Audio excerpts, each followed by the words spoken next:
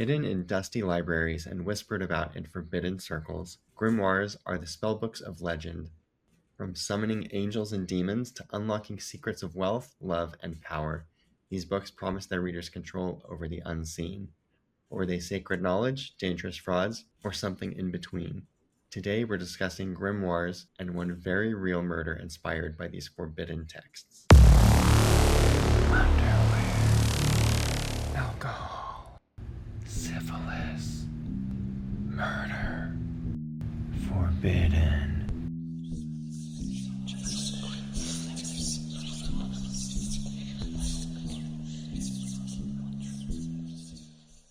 Ooh, I'm so interested in this. I can't wait to hear about it because I have my own feelings about it, which I'll share, after we get into everything. But before that, I will welcome everyone to Forbidden, the podcast where we discuss the dark, disgusting, and the disgraceful in our unmentionables. That's right, we've slipped into something more comfortable. Have a drink in hand. Hope you are doing the same, listener. Welcome. My name is Amanda Kamada. And I'm Blake Roberts. Forbidden symbols, dark practices, and the pursuit of hidden knowledge. Across history, whispers of the occult have lingered in the shadows. Is it all superstition or the key to unlocking powers beyond our understanding? Join us as we peer behind the veil in the strange and secret world of the occult. And what a perfect timing for this, being that we are in October. So I just love this series and the timing. So really excited to hear about yours. So go ahead and kick it off. So, a grimoire is only a book of spells and rituals. In other words, it's not a book about magic, it's a book of magic. Okay. So, and the reason why I chose this is because I've always been, ever since I was a little kid, I've always loved like in movies when characters would find themselves in like an old bookshop, Yes. an old occult bookshop, and I was like, does that really exist? Yes. It felt fictional, like fictionalized for a movie, and it's always stuck with me. And so as I got older and had access to eBay, Mhm. um, I've just been fascinated. So I've actually bought a book, which I'll talk about here in a minute. But I wanted to show you quickly the difference between a grimoire and a magic book. So this is a book called Magica Sexualis. Mm-hmm. This is a magic book. It's a book about magic. And this one, I think, is from the 1920s. Oh And my it's, gosh. Did you found that on eBay? I did. Wow, that's It's an old actually, ass book. I have older, so I was sort of bummed. So, Magica Sexualis is a beautiful book about magic, but I also have a book of magic called The Sixth and Seventh Books of Moses, Mm-hmm. which is the first one I'll be discussing this evening, or this morning rather, depending on when you're listening to this. The Sixth and Seventh Books of Moses is an 18th century grimoire, magical texts allegedly attributed to Moses and said to be hidden books of the Hebrew Bible. Far from scripture, it's a collection of incantations, seals, and symbols, claiming to reveal the secrets behind biblical miracles from parting the Red Sea to summoning spirits. Oh. The book first circulated in Germany as cheap pamphlets before Johann Scheibel's 1849 publication gave it wider reach. By the late 19th century, it spread to Pennsylvania Dutch communities, where it was used in powwow folk magic, though often seen as more dangerous than other spell books. So, are you familiar with Pennsylvania Dutch? I am like the area or More of, I guess, the culture. the culture is it like the Amish or Sort is it of. close? So, yeah, and I don't know enough about it to really speak intelligently beyond I've heard, saying yeah, I've heard like of Pennsylvania Dutch country, but yes. not the actual people, I guess. Yeah, so Pennsylvania Dutch, they're actually of German descent. So I don't know Okay. where Dutch comes from. Yeah, that's that's It's sort strange. of like Oh, fast maybe. translation. Well, I think Germany, the name is Deutschland, like, right? Isn't Hmm. that what they call themselves? So that's Yeah, probably, yeah, where that comes from. It is very confusing though. yeah. So if you drive through Pennsylvania Dutch countryside, you'll see like old barns and stuff with big symbols painted on them, and all of that stems from um, That's powwow folk magic and like these okay. books. Okay. Inexpensive printings of the sixth and seventh books of Moses started appearing in New York, and English translations in 1880. And I think the book that I have, and I can't find it, it's in a box somewhere. I haven't seen it since I moved. I'm sure I know where it is, but I think the one I have is from like 1907 or 1908. Wow. So we first started seeing like true printings of this in 1880s. Its popularity grew rapidly across the Atlantic. Among African Americans, it became a staple book of hoodoo and root work, often sold by mail order suppliers. In the Caribbean, it influenced Jamaican Obeah, I don't know how to pronounce that, Zion revivalism, and even early Rastafarianism. There's also a song from 1963 called by Toots and the Maytals called Six and Seven Books of Moses. Just fun fact. In West Africa, it became central to Christian spiritualist movements, blending biblical authority with magical practice. The text itself combines two short, supposedly lost biblical books with dozens of appendices, magical tables, seals, invocations, and psalmic charms. The sixth book contains 7 mysteries of the seals, while the seventh book offers 12 magical tables tied to angels, planets, and elements. Later volumes add formulas for conjuring spirits, curing illness, and using Hebrew names of God and psalms as spells. Though its claimed biblical origins are questionable, the sixth and seventh books of Moses became one of the most influential grimoires of the modern era, bridging European occultism, African American folk magic, and Afro Caribbean and West African spiritual traditions. And the book is, when I first purchased the book, I was living in New York with my ex, and he did not want it in the house. Like he was freaked out by the book. It has a bunch of symbols, and I mean, it tells you how to do spells, like sacrificing a dove, like or like using dove's blood and things like that. It's pretty creepy. Wow, that's crazy. I mean, that's it's interesting that he had such a strong response to the book, because I would, that he didn't even want it in the house. Yeah, That's pretty crazy. Must have some unfortunately, interesting things in there. Yes. it does. So I'm going to do a real quick history of ancient grimoires. The oldest known written incantations come from ancient Mesopotamia, carved into cuneiform tablets around the 5th to 4th centuries BC. In Egypt, magic known as Heka was inscribed on amulets and charms, later expanding under Greek rule after Alexander's conquest in 332 BC. By the Hellenistic period, incantations shifted from simple health protections to charms for wealth, love, and desire. The Greeks and Romans often credited Persia with inventing magic. Pliny the Elder claimed Zoroaster first discovered it in 647 BC, and that the magician Osthenes wrote it down 2 centuries later, though historians doubt this. Meanwhile, Jewish traditions connected Moses with Egyptian magic. Some later manuscripts styled as I mentioned, the books of Moses, even portrayed him as a polytheist, teaching how to summon gods and control demons. Magic texts also surfaced among early Christians and Gnostics. The Book of Enoch, found in the Dead Sea Scrolls, discussed astrology and angels, and legends held that both Enoch and Noah received divine books of magic. In the New Testament, Acts describes new converts in Ephesus burning scrolls of sorcery worth 50,000 drachmas. 50,000 drachmas, Amanda. 50,000. I Think wonder about what that would be in today's world. I meant to Google it and then I forgot, and here I am. I can't tell you. Another towering figure was King Solomon, long associated with sorcery.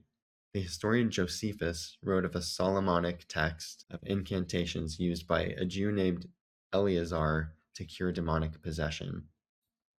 While the exact book is uncertain, one of the oldest magical manuscripts is the Testament of Solomon, a Greek text written centuries after his death, sometime between the 1st and 5th centuries AD, likely in Babylonia or Egypt. So the Testament of Solomon is considered pseudepigraphal, which means it's a falsely attributed work. a text whose claimed author is not the true author. So it was written well after Solomon died. Hmm. Written in Greek, it likely began between the 1st century AD and the Middle Ages, blending Jewish, Christian, Greek, and astrological traditions. According to the tale, Solomon was given a magical ring by the archangel Michael. Engraved with the seal of Solomon, it gave him power to command and control demons.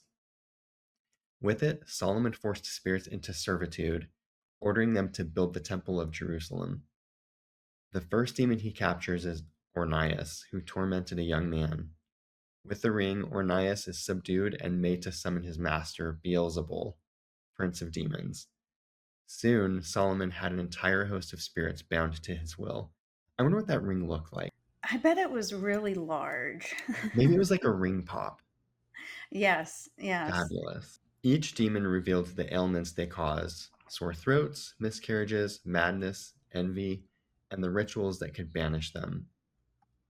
The text even lists the 36 deacon demons, spirits linked to the stars and astrology, each blamed for human suffering. One story tells of Ephippus, a mighty wind demon. Solomon's servant trapped him inside a wineskin. So, do you know what a wineskin is? I had to look it up. I do not. I think you would recognize it if you saw it. It's basically like a kidney-shaped leather flask. Oh, okay. Yeah, Yeah, I know that exactly old what that is. thing. That'll, of course, a wineskin. Yeah, the wineskin. So he's trapped inside the wineskin and forced to raise a massive cornerstone for the temple. Another spirit, and I just included these because I like attempting to say their names properly. So another spirit, Abizithabu, boasted that he had once hardened Pharaoh's heart against Moses. Greek myths surface too. So Solomon encounters 7 star demons modeled on the Pleiades, a gorgon-like female demon recalling Medusa. Christian influence also seeps in. One demon admits he can only be defeated by, quote, a man born of a virgin crucified on a cross. But they didn't mention his name, so I don't know who that is. Who would that be? Guess we'll never know. But the story ends with a warning. Despite all his power, Solomon falls to temptation. He makes a sacrifice to false gods for a Shunammite woman. God abandons him, and Solomon becomes a fool, mocked by men and demons alike. In his final words, Solomon cautions readers, never abandon your faith for lust, as he once did. Too late for us, Amanda. I'm already already screwed on that one for sure. Yeah, screwed. That's how we got in this mess. Yes. Let me pour some more tea. Centuries later, as Christianity spread through the Roman Empire, the Church condemned magical writings as pagan. Inspired by the New Testament story of converts in Ephesus burning their sorcery scrolls, Christians destroyed grimoires on a massive scale, seeking to erase magic as their faith took power. So, one more note on Solomon. There's a book called The Key of Solomon. It's one of history's most legendary grimoires. Though credited to King Solomon, it was likely written in Renaissance Italy around the 14th or 15th century AD. Well, obviously, because I said Renaissance. The book describes a complete system of ritual magic, purifications, sacred clothing, magical tools, and talismans crafted under exact astrological conditions. Every act begins with prayer and confession, reminding readers that all power comes from God. Book 1 focuses on conjurations to summon and command spirits, whether to recover stolen goods, gain love, or even turn invisible. Book 2 explains how the magician, or exorcist, must prepare themselves and their tools for the rituals. Legend says Solomon gave the text to his son Rehoboam, who hid it in his tomb, where it was later found by Babylonian philosophers, unlocked only through divine intervention. The Key of Solomon went on to inspire countless later grimoires and is known as one of the most influential magical texts in Western history. And I'm going to do just one more before I get into this little true crime story, which is very brief. And this is one I actually just ordered. I actually think I ordered this on Walmart.com, by the way. How random. Yeah, so it's called the Grand Grimoire, also known as Le Dragon Rouge, or the Red Dragon. Mhm. is one of the most infamous books of black magic. Its origins are murky. Some editions date it as early as the 15th century, but scholars suggest it was first compiled around 1702, with popular chapbook editions circulating by the mid 18th century. I don't know what a chapbook is, and I don't care, frankly. So I'll read some of the text to you in a minute, but let me tell you a little more about it first. Okay. The book claims to be based on the secret writings of King Solomon, as we've discussed, but much of its material is borrowed from earlier grimoires like the Key of Solomon and the Lesser Key of Solomon. It's divided into two main books. I feel like these are all divided into two books, by the way. Just like the Bible. Oh yeah. Isn't that weird? Yeah, I wonder why they did that. Why couldn't they just like make a sequel? Yeah. It has to be in the same text. Exactly. But we digress. The first book gives detailed instructions for summoning Lucifer or his minister Lucifuge Rofocol. I don't know. I'll ask Satan later. So it's detailed instructions for summoning those demons and binding them with tools and rituals to secure a deal with the devil. The second book, called the Sanctum Regnum, explains how to form a direct pact with a demon, dispensing with tools but at a much greater risk. A section on necromancy promises the ability to speak with the dead, while other spells claim to grant wealth, love, invisibility, or success in gambling. More on that later. I need that for the lottery. Thank you. Exactly. Well, I'll tell you how to do that in just a minute. And it comes at that greater cost. So the Grand Grimoire also provides a demon hierarchy: Lucifer as emperor, Beelzebub as prince, Astaroth as grand duke, and beneath them 6 lesser demons, including Lucifuge, Satanicia, and Agoliarept. Nailed it. Who named these? Some guy, Solomon, I guess. More than just a manual of sorcery, the Grand Grimoire became legendary as a forbidden book, a symbol of ultimate power, temptation, and the dangerous allure of making a pact with the devil. So this is like um, a Oh, it's reprint. small. Yeah. Well, I Okay. mean, it's just like this is like the cheap Walmart Oh, edition, no. Yeah, for some reason I felt like it would be like a really thick, like a like, big, like leather bound sort of yeah. thing. Yeah, Yeah, but it's not. it's not, in fact. I wanted to read just a couple things, a couple of excerpts, if you will. This is from chapter 2. It says, "You will pass a quarter of a month abstaining from the company of the opposite sex so as to not fall into impurity." My interpretation of that is I am pure because I've never been in the company of opposite sex before. You And are pure. sexual. Look at you. Gold I star. am. I know. So then there are prayers. First, invocation to Emperor Lucifer. So this is like a prayer that you're supposed to, an incantation. Emperor Lucifer, prince and master of the rebel spirits, I implore you to abandon your dwelling in whatever part of the world you should be to come and speak to me. I command and entreat you by the authority of the great living God, the Father, the Son, and the Holy Spirit, to come noiselessly and without giving off any offensive sense, to respond Interesting. in a clear and intelligible voice, point by point, to all that I shall ask you, failing which thou shalt be most surely compelled to obedience by the power of the divine Adonai, Elohim, Ariel, Jehovah, Tagla, Mathon, and by the whole hierarchy of spirits who shall constrain you against your will. It's really getting forceful with Lucifer. It's very much so. And then it's got this little, this is what the demons look like. One The is apparently a drawings. jester. I was about to say it looks like a court jester. He's got a wineskin, he's got the flask, Yes, he does. and a hula hoop. Yes. So that's cute. Yes, the And this wines. guy has also a hula hoop and some horns. Wow. And yeah, it's pretty cute. And then I dog-eared a couple of things in here, but I feel like I don't need to. Oh, here's a warning.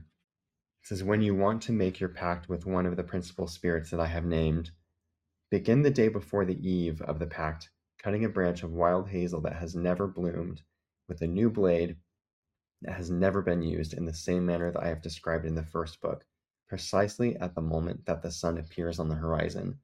Very specific. Then Seems procure like a a lot of bloodstone. work. It is a lot of work. Frankly, I was sort of like, maybe I can make something happen here, but it just really sounds like too much work. Yes. Then procure a bloodstone and 2 candles that have been blessed, and choose a place that nobody can disturb you for the operation. Anyway, and just goes on and on. There's like blessed candles, and there's a triangle involved. That's the Grand Grimoire. I think that was like $20 on Walmart.com. That's amazing. I would love to read through it just to see, um, like the different things that they talk about. Yeah. Well, I'll end with this quick little true tale. On June 6th, 2020, sisters Bibaa Henry and Nicole Smallman were brutally murdered in Friant Country Park, London. Their killer, 18-year-old Daniel Hussein, believed he was carrying out an occult ritual to gain wealth and power. He had drafted a handwritten contract signed in his own blood, stating that he had made a pact with Lucifuge Rofosol, a demon mentioned in the Grand Grimoire, to murder 6 women every 6 months in exchange for financial reward, including winning a lottery jackpot. Whoa, there you go. Yeah, so this is how you do it, Amanda. He cut his own hand during the attack and had to go to the hospital. About a month later, he was connected to the crime scene by DNA, and his home was raided. He was found to have accessed far-right political and satanic materials. Investigators believed he would have continued killing. He was arrested, convicted, and sentenced to life with a minimum of 35 years. So, and that's all because he read apparently the Grand Grimoire and like some Nazi material. And wanted to win the lottery. Mm-hmm. Let's just so basically sacrificing 6 women. Um, Yeah, yeah. Okay. Wow. super creepy. So he got two. Yes, he did. Wow.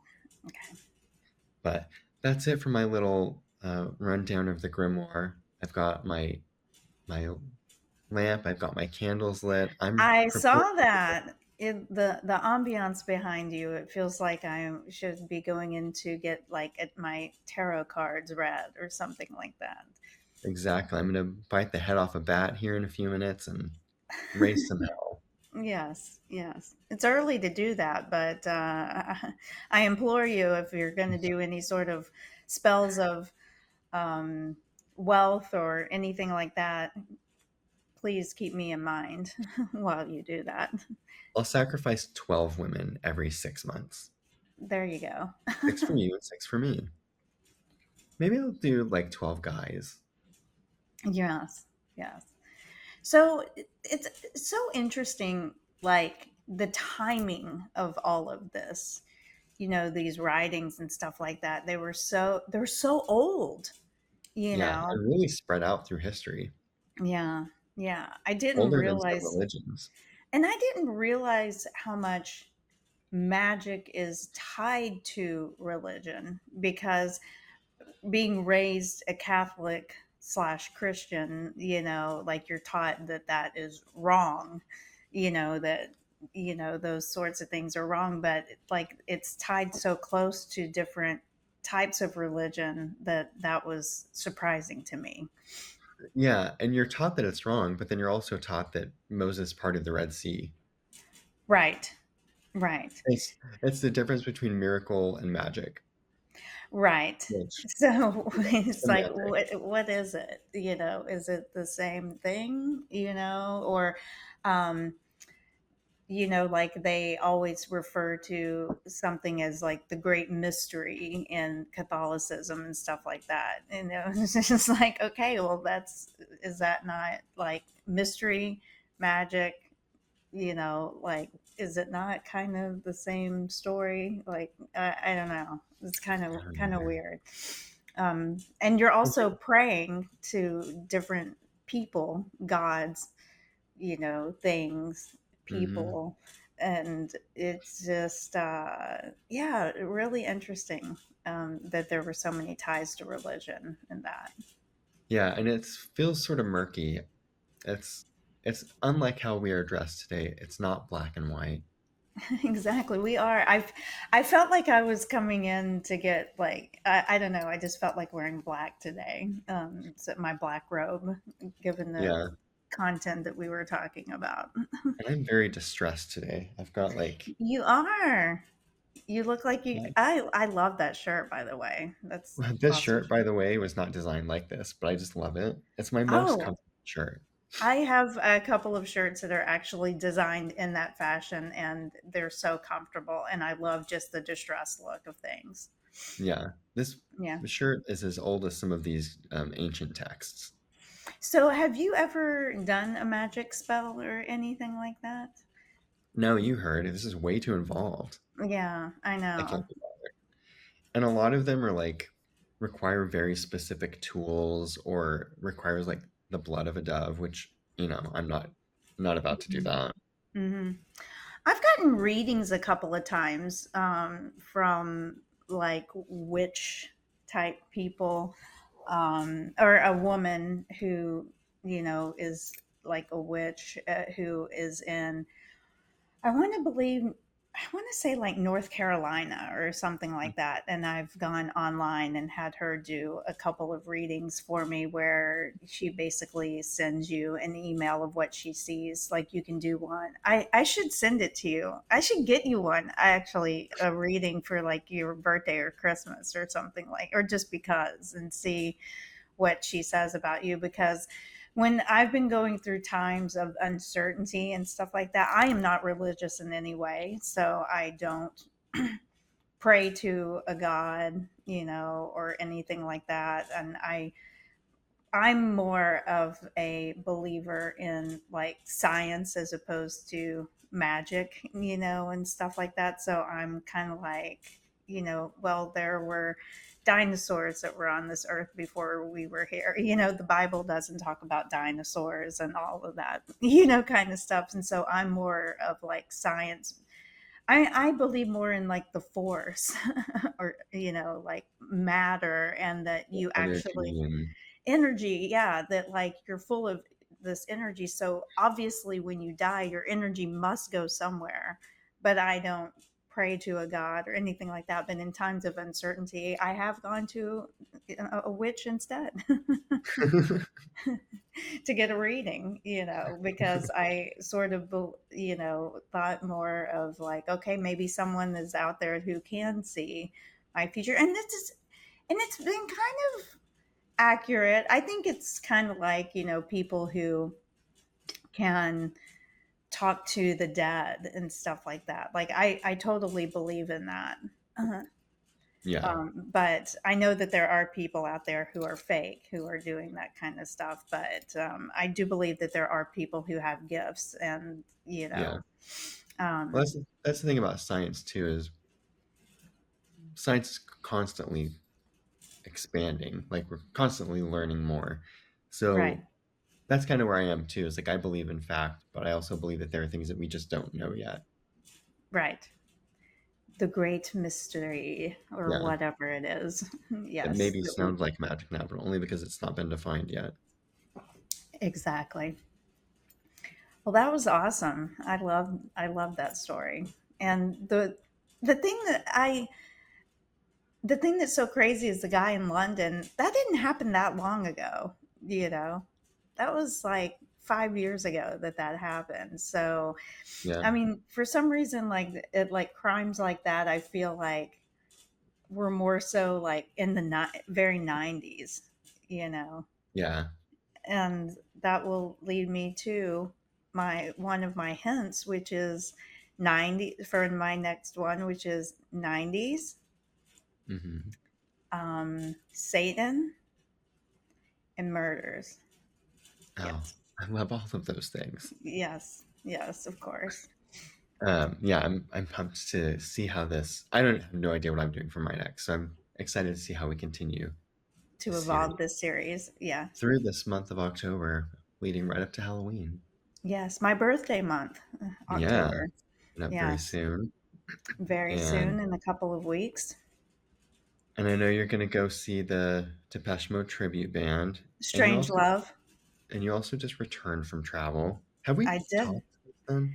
No, we haven't. I went home to Arkansas to see my family because I hadn't been back there since uh, October of last year, so it had almost been a year. And I went to see my dad. He's been sick with cancer, but he looks much better than I thought he would. Got That's to good. spend some good time with him. So his treatment is definitely working. It's Good. not gotten better, but it's not gotten terribly worse, and and he looks much better than I had anticipated. So Good. that was great. And I also went to my 30th high school reunion, Yes, I wanted which to ask you. was an absolute blast, Blake. I mean, non shout out to Grim for not showing up, by the way. Uh, Rich. I know. That bitch stayed home. I'm talking to you, Laura. You might remember Grim from one of our past episodes. If you haven't listened to it, it's a talk of shame that we did with my high school best friend, Laura Grimm. It's an episode that is absolutely, or actually two episodes. It was a two-part. It was a Yeah. two-part. Where we talk about and it's audio only. You'll have to go back into the archives to find it. We don't have it online, but Yeah. Yes. it was a really really good one to go back to listen to. But I had a blast. I don't know exactly how many people I were in my high school graduating class, like a number. I want to say probably around 125, 130 people is my guess.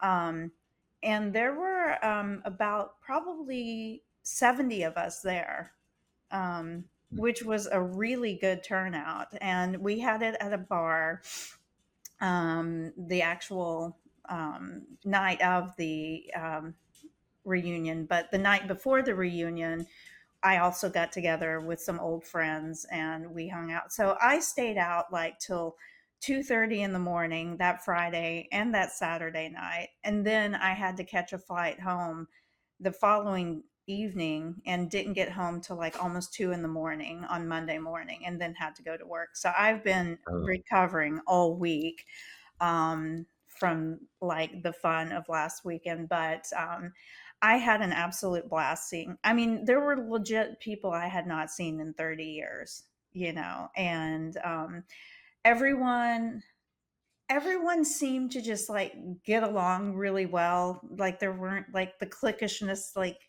feeling of high school and all that kind of stuff. Everybody seemed genuinely excited to see each other. Um, there were some people who weren't there that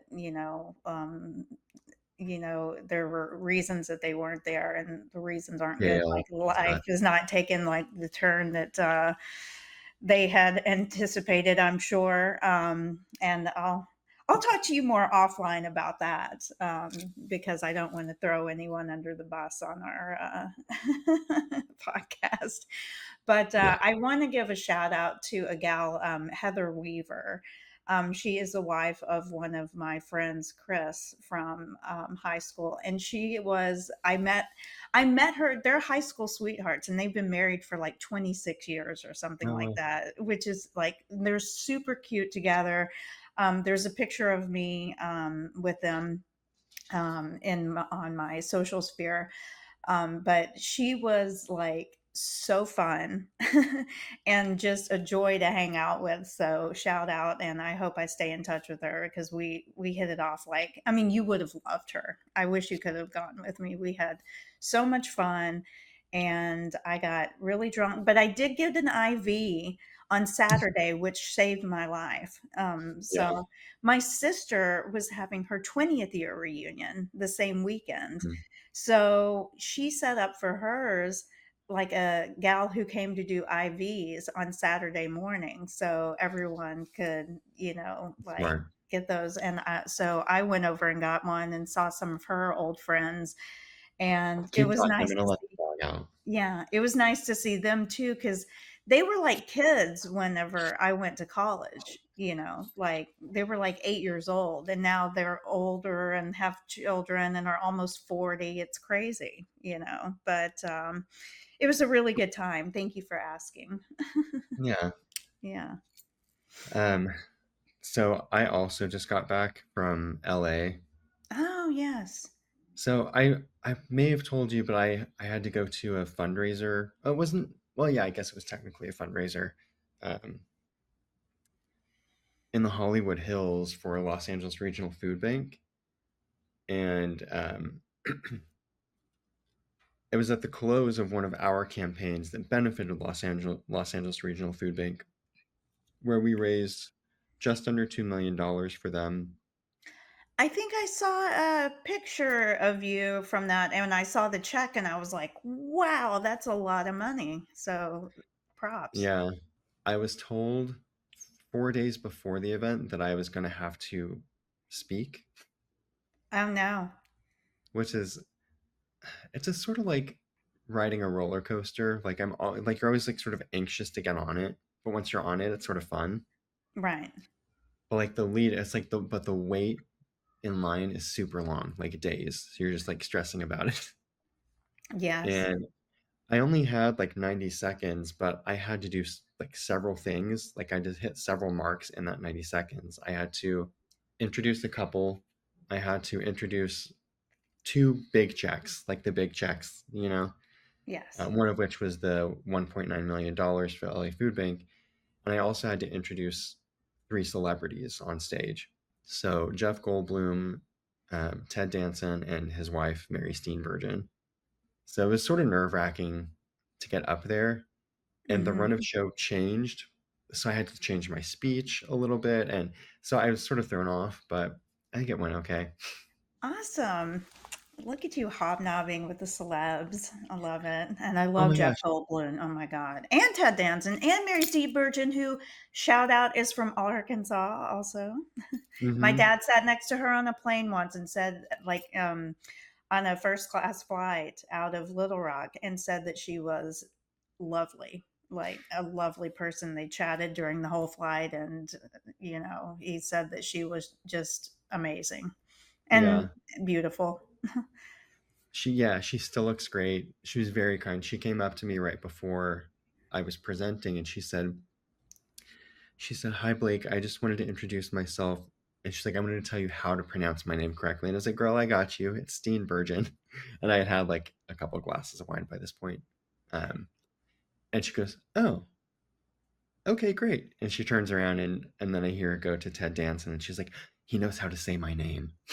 Oh, It I was love cute. that. Yeah, Yeah. she is adorable. Is she short? Um, Not particular. I wouldn't say Yeah, she's tall either, but yeah.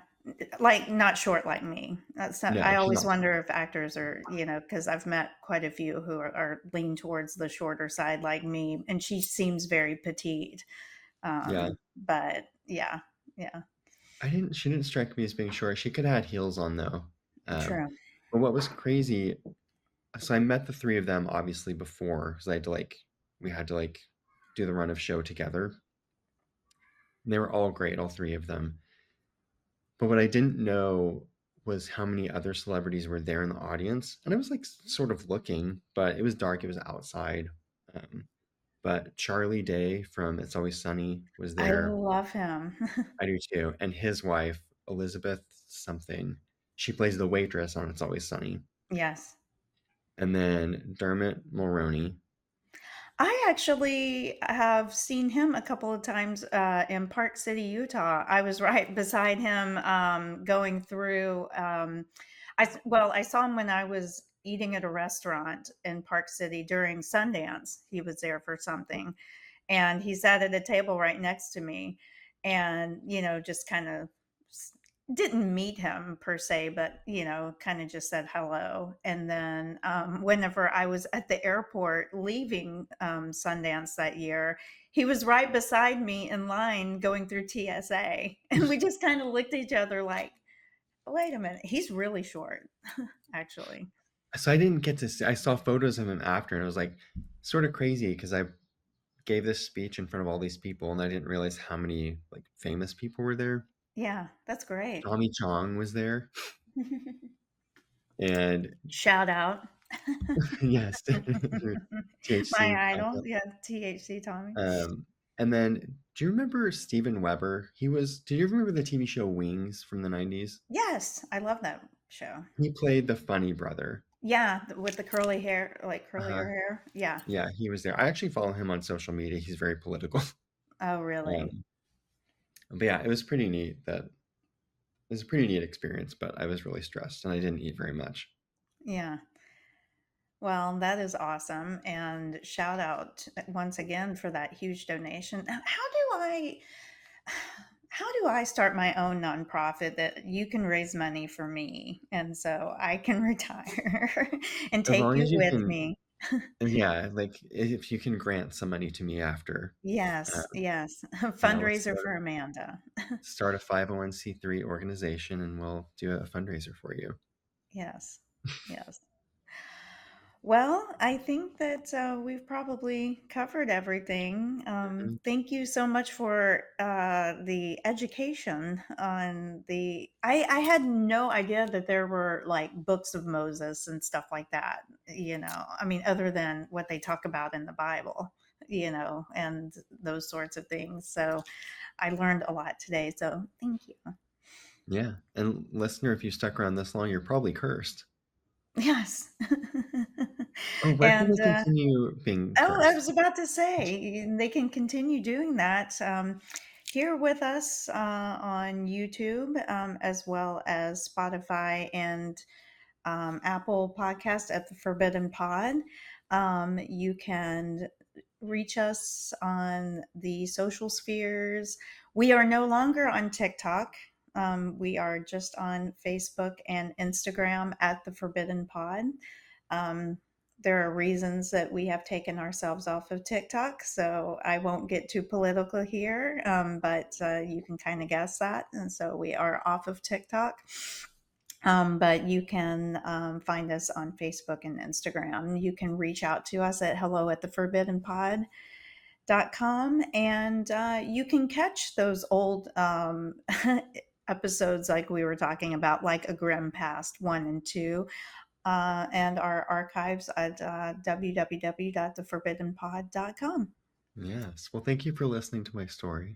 Yes, thank you for telling your story, and thank you for setting the mood so nicely in the background. I appreciate that. Of course, you can't see all the blood on the ground, but Yeah. And listeners, as always, we thank thank you. you. Your shirt kind of reminds me of like spider webs or something.